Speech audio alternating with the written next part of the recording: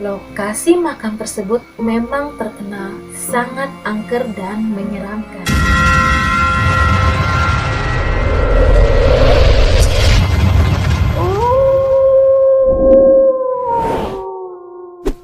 Assalamualaikum, hai semua.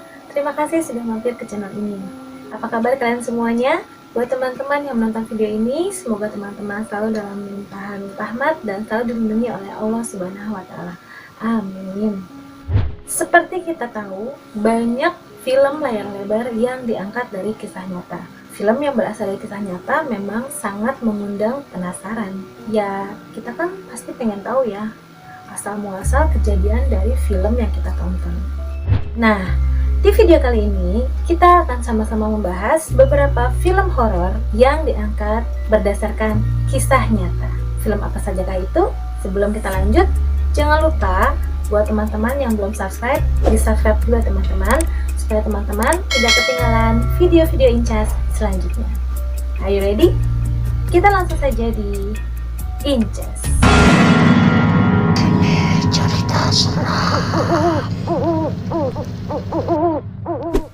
Oke teman-teman, film horor yang pertama adalah Rumah Pondok Indah.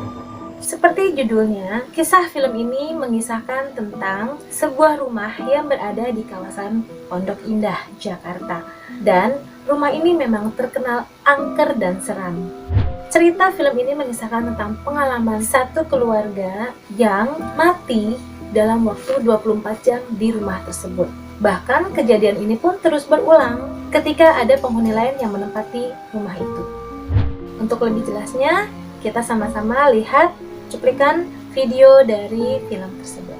Film ini mengisahkan sebuah keluarga kecil yang baru saja membeli rumah bekas Tio, seorang pemahat ternama.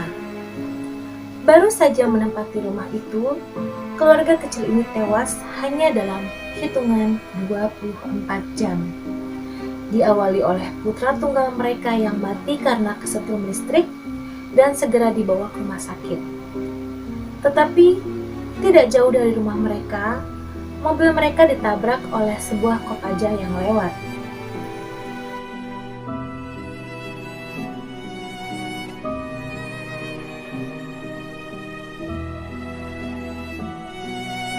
Lantas, beberapa waktu kemudian, rumah itu dijual murah kepada seorang ibu tunggal bernama Firda, serta dua anaknya, Elsie dan Ian. Elsie inilah yang sering diganggu dan kerasukan, karena dimasuki oleh roh Maya. Gangguan terus terjadi dan puncaknya ketika arwah Maya menetap di tubuh Elsie. Kebetulan, pembantu mereka, Mimin, yang juga pernah bekerja pada Tio, mengetahui apa yang terjadi pada Maya, sehingga didatangkan seorang dukun. Dan ternyata, Maya adalah mantan kekasih Tio yang dibunuh dan diawetkan menjadi patung, sehingga arwahnya gentayangan dan mengganggu penghuni rumah Pondok Indah. Buat kalian yang penasaran kelanjutan kisahnya seperti apa, kalian bisa langsung nonton filmnya ya. Oke, film yang selanjutnya adalah Hantu Jeruk Purut. Film ini dibuat berdasarkan dari kisah nyata di sekitaran TPU Jeruk Purut, Jakarta. Lokasi makam tersebut memang terkenal sangat angker dan menyeramkan. Salah satu kisah yang paling terkenal adalah kisah dari seorang pastur tanpa kepala yang berkeliaran di area pemakaman tersebut. Konon katanya, pada tahun 1986, ada penjaga kuburan yang melihat sosok pastur berkepala buntung itu menenteng kepalanya sendiri sambil diikuti seekor anjing. Saking terkenalnya, kisah tentang pastur tanpa kepala itu diangkat ke layar lebar dan sempat digarap sequelnya pada tahun 2017 dengan judul Hantu Jeruk Purut Reborn. Menurut cerita yang beredar di masyarakat, konon katanya mengapa pastur tersebut berada di TPU Jeruk Purut dikarenakan pastur tersebut tersesat dan salah jalan ketika dia akan pulang. Maka dia tersasar di TPU Jeruk Purut yang notabene adalah pekuburan umat muslim. Padahal sebenarnya tempat makam dia adalah di Tanah Kusir, unit Kristen. Masuk akal nggak sih teman-teman? Emang ada ya hantu bisa nyasar kayak begitu? Nah, untuk teman-teman yang penasaran juga dengan film Hantu Jeruk Purut ini, kalian bisa langsung tonton filmnya sampai habis. Film ini dimulai dengan 3 remaja, Alvin, Adam, dan Ica yang pulang dari klub malam ke sebuah kuburan bernama TPU Jeruk Purut. Di sana banyak isu adanya penampakan hantu pastur kepala buntung yang akan bisa terlihat apabila sekelompok orang yang berjublah ganjil mengelilingi komplek perkuburan tersebut sebanyak 7 kali. Alvin, Adam, dan Ica lega karena selesai mereka melakukan hal itu, mereka tidak menemui apapun. Tapi, benda-benda mulai bergerak terhadap mereka dan membantai ketiganya mati dengan tragis.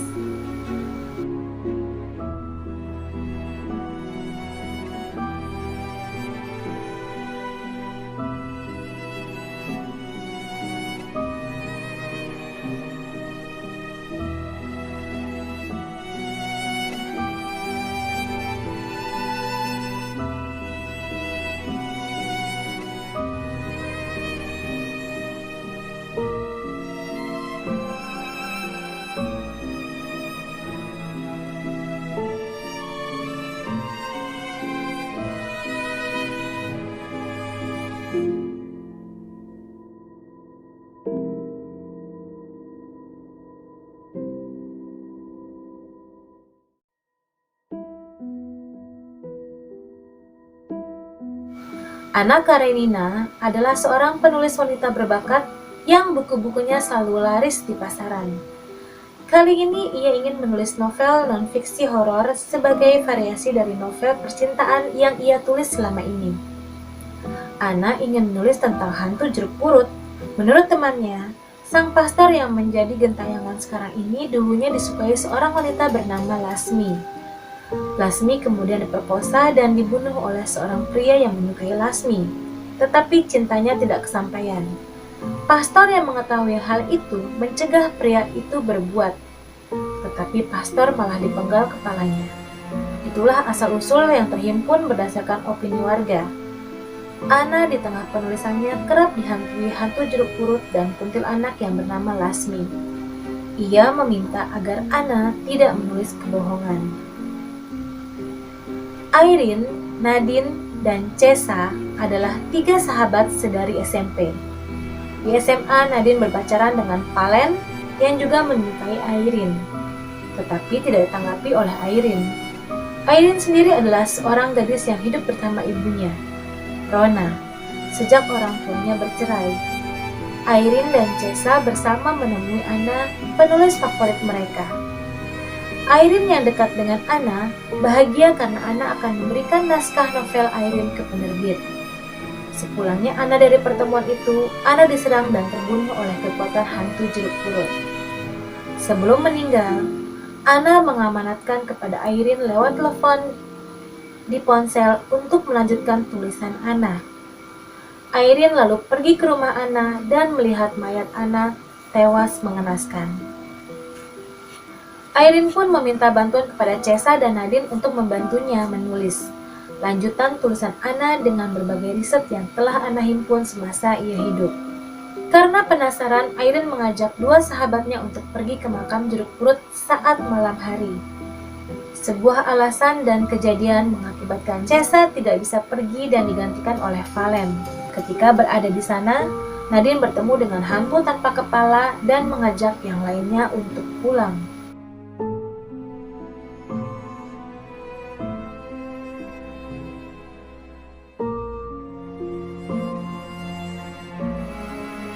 Irene semakin giat dalam meneruskan tulisannya. Ia merasa mulai dihantui oleh hantu tanpa kepala dan sesosok kuntilanak. Ibunya turut menjadi aneh dan Irene mulai sadar bahwa orang lain ikut terkena dampak teror. Nadine dan Cesa memperingatkan Irene untuk berhenti menulis karena jiwa lain bisa terancam. namun Airin menjadikan amanat Ana sebagai perisai. Nadine yang pulang ke rumah merasakan ada yang mengikutinya saat ia ingin memasak di dapur. Tabung gas 12 kg yang berada di dekat kompor melayang dan berputar, menghantam kepala Nadine hingga pingsan. Airin mendapat firasat buruk tentang Nadine dan menemukan Nadine. Oke, sekarang kita langsung ke film yang ketiga, yaitu Terowongan Casablanca. film ini diangkat berdasarkan kisah nyata yang seringkali terjadi di daerah Terowongan Casablanca di daerah Kuningan, Jakarta. Banyak warga sekitar yang sering melihat penampakan sosok nenek-nenek berwajah menyeramkan di area terowongan tersebut. Dan usut punya usut, konon katanya daerah Terowongan Casablanca ini dulunya adalah tempat pekuburan massal. Banyak para pengendara yang melewati terowongan tersebut juga kerap kali melihat penampakan dari sesosok kuntilanak merah yang berada di terowongan tersebut. Dan ini adalah cuplikan dari film tersebut. Astari sebenarnya adalah gadis cantik anak SMA yang manis dan santun. Ia larut dalam pesta kelulusan sekolah dan tak mampu menolak rayuan sang kekasih Reva. Terenggut sudah kesucian cinta Astari. Namun, Reva meninggalkannya dan harus meneruskan pendidikan ke luar negeri. Astari terus menagih tanggung jawab Reva. Dengan kelicikannya, Reva membawa Astari ke seorang dukun beranak untuk menggugurkan kandungannya. Naas nasib Astari, aborsi itu gagal. Astari tersadar dan memberontak. Astari pun berhasil melarikan diri dari tempat itu, meski anaknya sudah keluar separuh dari rahimnya dan bergelantungan di selangkangannya. Reva kalap dan ia membunuh serta mengubur Astari di tanah kosong samping apartemennya, yang memang banyak kuburan. Dia sama sekali tak mengetahui kalau jasad Astari sudah diambil kuntilanak dan Astari pun menjadi setan kuntilanak. Sang Haji, seorang dukun, berhasil memaku kepala Astari hingga ia menjelma menjadi manusia dan diserahkan pada Reva yang senang saja ditemani gadis mantan pacarnya itu. Namun, saat mereka bermesraan, Reva justru menarik paku yang menancap di kepala Astari yang selama ini menjadikan dia sebagai manusia, sehingga Astari pun kembali menjadi kuntilanak dan membunuh Reva. Nah, gimana teman-teman? Kalian percaya nggak kalau memang ada kuntilanak yang bisa dibuat menjadi manusia dengan cara menancapkan paku ke kepalanya? Oke teman-teman, kita lanjutkan ke film selanjutnya, yaitu film yang berjudul Rumah Kentang. Kisah ini diangkat dari fenomena misteri yang terjadi di sebuah rumah di Jalan Dharma Wangsa. Konon katanya di area rumah tersebut sering tercium bau kentang rebus dan suara anak-anak berteriak minta tolong. Menurut kepercayaan dari masyarakat sekitar, konon katanya di rumah tersebut memang pernah terjadi peristiwa mengenaskan, yaitu ada seorang anak kecil yang terjatuh ke dalam kuali yang berisi kentang yang sedang direbus oleh orang tuanya, sehingga menyebabkan anak tersebut mati. Nah, sejak kejadian itu, banyak warga yang mencium aroma kentang rebus di sekitar rumah tersebut dan mendengar suara hantu anak kecil dari rumah tersebut. Oke, berikut adalah cuplikan dari film Rumah Kentang. Farah terpaksa kembali dari Melbourne ke Jakarta.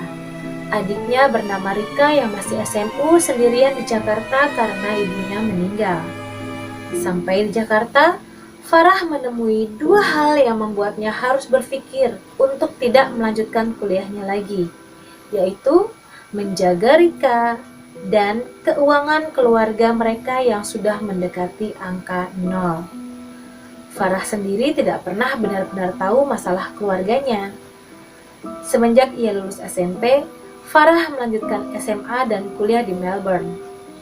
Ibunya ternyata sudah menjual rumah mereka untuk kehidupan mereka dan biaya pendidikan Farah di Melbourne. Mereka terus tinggal di rumah kontrakan yang cukup besar, namun sekarang akhirnya menyulitkan karena biaya sewa yang tidak murah. Farah pun panik. Ini semua terlalu tiba-tiba untuknya. Tapi di surat wasiat ibunya ada berita.